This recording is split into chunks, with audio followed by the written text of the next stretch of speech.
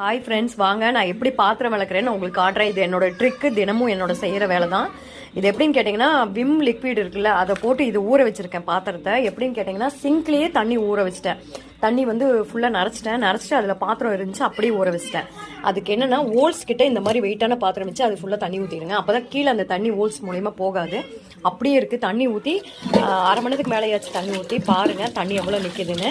இந்த கடினமான பாத்திரங்கள்லாம் ரொம்ப கஷ்டம், அதனால் இது ஊற வச்சுட்டேன்.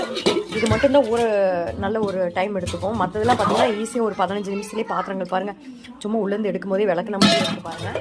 இதெல்லாம் சூப்பராக விளக்கலாம், சும்மா கையில் தேய்ச்சாலே போதும். நார் எதுக்கு தேவைன்னா, இந்த மாதிரி பாத்திரங்களுக்கு மட்டும்தான் நார் தேவை. எங்கிட்ட இப்போ இது ஒரு பாத்திரம் தான் அந்த மாதிரி கடினமாக இருக்குது, மற்ற பாத்திரமெல்லாம் ஈஸியாக விளக்கிறவன்.